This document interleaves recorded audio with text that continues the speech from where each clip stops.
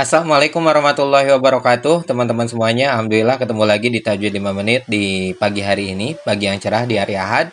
Alhamdulillah saya akan melanjutkan tentang pembelajaran MSDM atau Manajemen Sumber Daya Manusia dalam saat saya sedang menempuh S2 ya, untuk Magister Manajemen. Nah, untuk teman-teman semuanya, selamat menonton, selamat mendengarkan juga memahami tentang apa saja yang dipelajari selama saya kuliah S2 dan sekarang sudah memasuki termin ketiga atau perkuliahan yang ketiga, di mana di dalamnya dirangkum 3 pertemuan, membahas tentang suksesi, tentang perumusan, dan juga perancangan program pembelajaran dan pengembangan karyawan, serta terakhir tentang bagaimana manajemen kinerja perusahaan ataupun manajemen kinerja sumber daya manusia.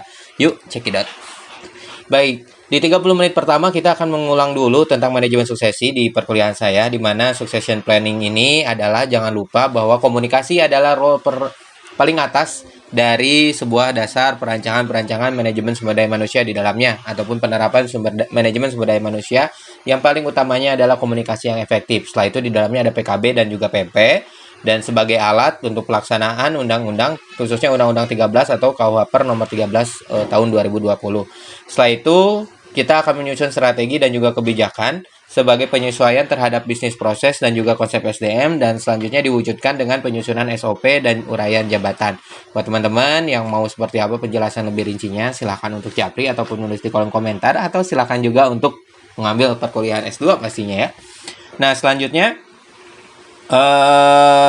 semuanya itu adalah konteks dari manajemen sumber daya manusia. Jangan lupa bahwa di dalam manajemen suksesi itu nanti karyawan akan terbagi pada 4 ya, berdasarkan kinerja di sumbu Y dan juga kompetensi di sumbu X, sehingga nanti akan terbagi paling dasarnya itu 4, setidaknya 4, ada yang sampai 6, ada yang sampai 8, tapi dasarnya itu ada 4, di mana plus itu artinya karyawan yang memiliki kompetensi dan positif dan juga kinerja yang positif, mereka akan masuk di matriks kanan atas sebagai talent pool yang memiliki karyawan-karyawan yang memiliki potensi dan juga memajukan perusahaan. Tapi tidak bisa dipungkiri bahwa di dalam sebuah organisasi itu ada kalanya juga karyawannya itu memiliki kompetensi yang baik tetapi kinerja yang jelek ataupun kinerja yang minus, sehingga mereka bisa tergolong pada golongan yang toksik ya, atau golongan-golongan yang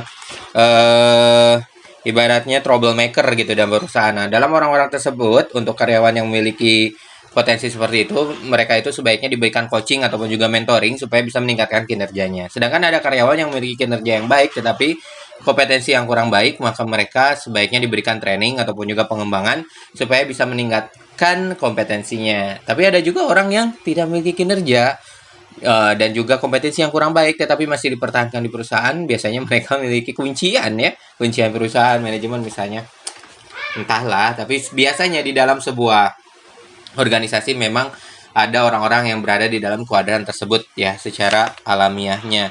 Nah, manajemen kinerja individu ini sebaiknya bisa dirancang juga dengan berbagai macam misalnya dengan membuat tabel gitu ya, untuk memastikan adanya transparansi, akuntabilitas, keadilan, dan juga kemandirian di dalam sebuah struktur organisasi.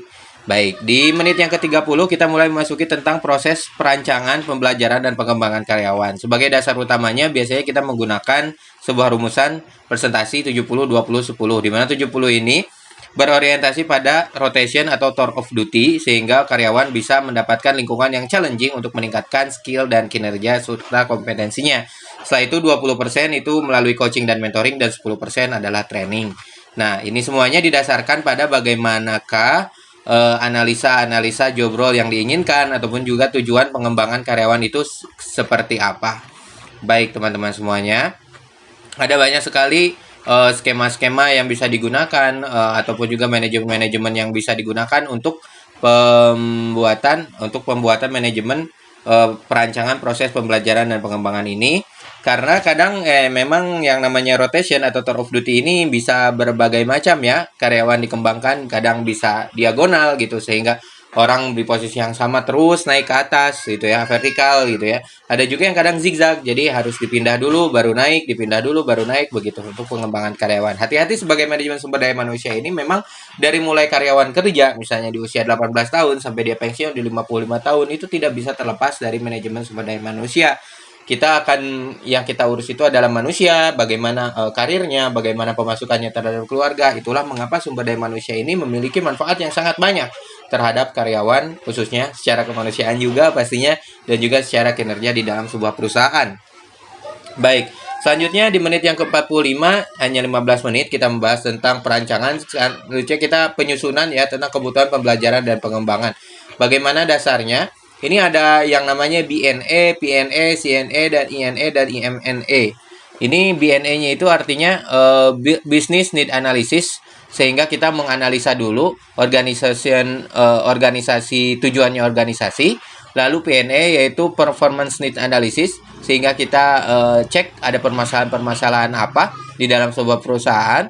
Lalu step ketiganya kita lakukan CNE atau Competency Need Analysis untuk mengetahui seperti apakah peran setiap karyawannya juga, dan tujuan perusahaan dengan di-align dengan kebutuhan karyawannya. Dan INE itu adalah Instruction Need Analysis untuk mengetahui pembelajaran yang dibutuhkan untuk menghilangkan gap kompetensi. Dan IMNE atau Implementation Analysis untuk membuat model delivery serta ROI dari training ataupun juga model pengembangan karyawan yang kita inginkan.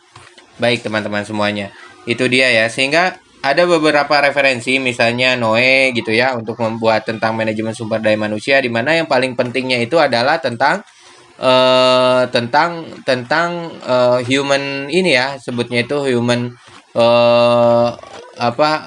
people engagement gitu ya. Untuk pengembangan people engagement itu yang salah satu struktur yang paling penting. Lalu kita harus memastikan bahwa di dalam karyawan itu biasanya ketika masuk kerja, ini sebagai beberapa penjelasan pengantar, manusia itu biasanya akan memiliki 3 faktor. Yang pertama adalah knowledge, yang kedua adalah skill, dan yang terakhir adalah attitude. Seorang yang baru masuk kerja biasanya baru memiliki knowledge dan attitude, baru 60% performanya, belum sampai skillnya. Dan skill ini biasanya perusahaan itu memerlukan 40% itu memerlukan investasi sekitar 100 juta untuk pengembangan satu orang karyawan. Nah, oleh karena itu sistem pembelajaran seperti sekarang ada yang disebut dengan kampus Merdeka gitu ya, dari Kemendikbud, atau ada sistem vokasi dari Jerman, itu tergantung dari mana referensinya ya. Ada yang dari Amerika punya konsep sendiri, lalu dari Jerman itu punya sistem vokasi gitu ya, sehingga diterapkan 6 bulan magang untuk membangun skill, sehingga karyawan ketika seseorang yang baru lulus S1 gitu atau lulus SMK itu memiliki skill selain knowledge dan juga attitude. Nah, itu sih pembahasannya hanya sekitar 30 menit. Kita membahas tentang 2 mata kuliah ini. Selanjutnya banyak question and answer. Ada sekitar 10 yang catat-catat, seperti bagaimana sosialisasi kalau misalnya komunikasi yang efektif itu kalau misalnya digunakan dengan bahasa daerah. Pastinya begitu ya. Karena kita juga harus menyunjung kearifan lokal di mana kita bekerja. Lalu kedua, kadang ada pertanyaan tentang bagaimana sistem HAP itu ya, khususnya dalam memahami orang-orang yang memiliki troublemaker kebiasaannya. Nah, itu bisa dibina, atau kadang perusahaan biasanya memberikan jangka waktu ya, antara 2 sampai 3 tahun, apakah masih bisa dibina karyawannya sebelum untuk melanjutkan mereview lagi tindakan-tindakan lainnya yang lebih penting. Lalu yang ketiga, misalnya bagaimana tentang kemarin suksesi misalnya, ataupun tentang bagaimana penilaian karyawan gitu ya. Nah, ini untuk penilaian karyawan itu kadang memang ada like dan dislike gitu ya. Tapi kita sebagai karyawan itu, sebagai seorang pimpinan, khususnya MSDM, itu harus tetap menjunjung ke integritas. Salah satu wujudnya itu adalah dengan kedisiplinan. Nah, supaya kita bisa memastikan bahwa setiap karyawan itu memiliki kinerja dan juga kompetensi yang baik, kita sebagai pimpinan harus memiliki kompetensi dan juga kinerja yang paling baik gitu ya, supaya menunjukkan keteladanan yang baik terhadap karyawan. Nah, yang selanjutnya ada juga bagaimana pengalaman ketika tidak direspek oleh atasan. Nah, ini juga sebagai tim kita harus menunjukkan rasa cintanya, karena sebagai seorang pimpinan itu rasa emosional itu sangat penting di dalam sebuah pembelajaran gitu ya, di dalam sebuah kepemimpinan, supaya kita bisa memberikan teladan yang baik kepada karyawan gitu ya, supaya mereka bisa mengikuti apa yang kita inginkan gitu ya, bisa meminta tolong ketika kita butuhkan. Nah, yang paling penting itu ada membangun kedekatan, dengan pastinya juga ada unsur emosional. Lalu ada pertanyaan tentang bagaimana cara memberhentikan. Nah, bagaimana nih cara memberhentikan? Karena kadang kita harus melay off, misalnya mengosos gitu ya. Nah, ini semuanya juga harus berkaitan dengan emosional ini, kemampuan komunikasi ini yang paling penting. Tidak selamanya berkaitan dengan sifatnya remunerasi ya, ataupun juga pembayaran yang baik. Karena kadang apa komunikasi juga penting dikembangkan gitu.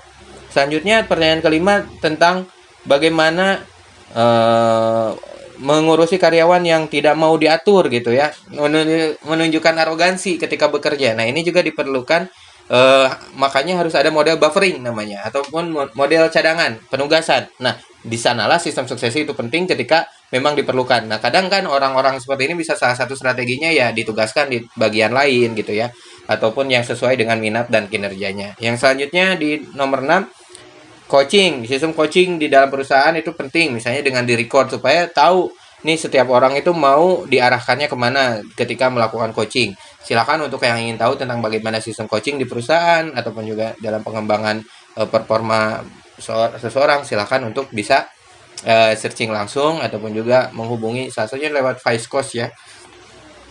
Lalu bagaimana manajemen kinerja, insya Allah kita akan bahas pada video yang selanjutnya. Terima kasih sudah menonton video ini, mudah-mudahan bermanfaat dan bisa memberikan sedikit gambaran seperti apa pembelajaran S2. Terima kasih, wassalamualaikum warahmatullahi wabarakatuh.